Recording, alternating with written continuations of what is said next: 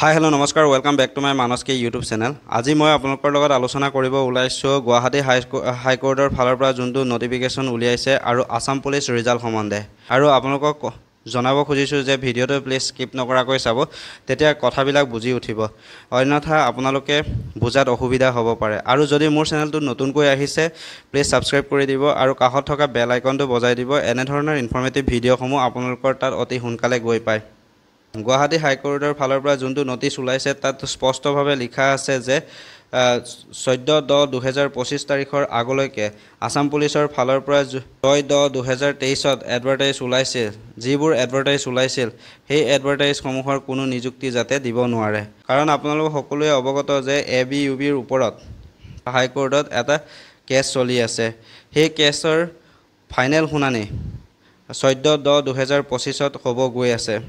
গতিকে 14/10/2025ৰ আগত যাতে কোনো ধৰণৰ নিযুক্তি নিদিয়ে সেইটোৰ ওপৰত গুৱাহাটী হাইকোৰ্টে দৃষ্টি নিক্ষেপ কৰিছে। আৰু সেইটো নটিচতে উল্লেখ আছে যে বাছনি প্ৰক্ৰিয়া কিন্তু চলাই গৈ থাকিব পাৰিব। 10 অক্টোবৰ অথবা 10 অক্টোবৰ আগতে আপোনালোকক বাকী পোষ্টসমূহৰ ৰিজাল্ট দিয়াৰ ব্যৱস্থা কৰে, তেনেহ'লে আপোনালোকৰ অভাৰলেপিং হোৱাৰ চান্স বেছি থাকে আৰু কাটঅফো হাই যোৱাৰ চান্স থাকে। আপোনালোক যিহেতু ৰিজাল্টৰ কাৰণে ইমান দিনেই অপেক্ষা কৰি আছেই, আৰু 4 বা 5 দিন বেছি অপেক্ষা কৰাত কোনো অসুবিধা নহ'ব বুলি মই ভাবোঁ।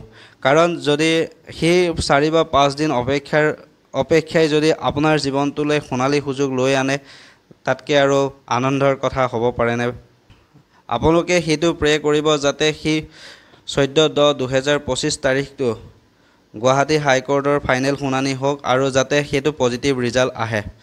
আৰু যদি সেই পজিটিভ ৰিজাল্ট আহে, যদি একেলগে ৰিজাল্ট দিয়ে, তেতিয়াহ'লে আপোনালোকৰ অভাৰলেপিং হোৱাৰ চান্স কম থাকে আৰু কাট অফ মাৰ্কো কম যোৱাৰ চান্স থাকে। যিহেতু মামাই ইতিমধ্যে ফেচবুক লাইভৰ জৰিয়তে জনাইছে যে যাতে টিচাৰৰ ক্ষেত্ৰত অভাৰলেপিং নহয়, তাৰ বাবে GT আৰু PGT অৰ্থাৎ হাইস্কুল আৰু হাই ছেকেণ্ডাৰী টিচাৰসকলৰ ৰিজাল্ট আগতীয়াকৈ দিব আৰু LP আৰু UPৰ ৰিজাল্ট অলপ পিছতীয়াকৈ দিব। ঠিক তেনেকৈ ABUBৰ লগতে বাকী পোষ্টসমূহৰো যদি একেলগে ৰিজাল্ট দিয়ে তেতিয়া অভাৰলেপিং হোৱাৰ চান্স কম থাকে, যিহেতু আমাক পোষ্ট প্ৰিফাৰেঞ্চ দিব দিছে। আপোনালোক জানে যে এজন কেণ্ডিডেটে তিনিটা বা 4টা পোষ্ট যদি দখল কৰি থাকে, তেওঁক যদি পোষ্ট প্ৰিফাৰেঞ্চ দিব দিয়া হয়, তেওঁ এটা পোষ্টতহে যাব, যোনটো তেওঁৰ মাৰ্কে কভাৰ কৰে, আৰু বাকী পোষ্টসমূহ এৰি দিব। আৰু সেই বাকী পোষ্টসমূহ কাটঅফৰ ওচৰে পাজৰে যিবোৰ কেণ্ডিডেট আছে তেওঁলোকে পাবলৈ সক্ষম হ'ব। গতিকে আপুনি 10 অক্টোবৰ অথবা 10 অক্টোবৰ আগত বা 14 অক্টোবৰ পিছত ৰিজাল্ট লাভ কৰিলেও আপোনালোকে সেই চৰকাৰে ঠিক কৰা একেটা ডেটতে নিযুক্তি পত্ৰ লাভ কৰিব। গতিকে আপোনালোকৰ 14 অক্টোবৰ পিছত যদি ABUBৰ লগতে বাকী সকলো পোষ্টৰ ৰিজাল্ট একেলগে দিয়ে, তেতিয়া অভাৰলেপিং হোৱাৰ চান্স কম থাকে। আৰু যদি 14 অক্টোবৰ আগত অৰ্থাৎ 10 অক্টোবৰ অথবা 10 অক্টোবৰ আগত যদি ৰিজাল্ট দিয়ে ABUBক বাদ কৰি, তেতিয়া অভাৰলেপিং হোৱাৰ চান্স বেছি থাকে। যদি আপুনি মোৰ চেনেলটো এতিয়ালৈকে ছাবস্ক্ৰাইব কৰা নাই প্লিজ ছাবস্ক্ৰাইব কৰি দিব আৰু কাষত থকা বেল আইকনটো বজাই দিব। এনেধৰণৰ ইনফৰ্মেটিভ ভিডিঅ'সমূহ আপোনালোকৰ তাত অতি সোনকালে গৈ পায়। আৰু যদি ভিডিঅ'টো ভাল লাগে লাইক শ্বেয়াৰ কমেণ্ট কৰি দিব।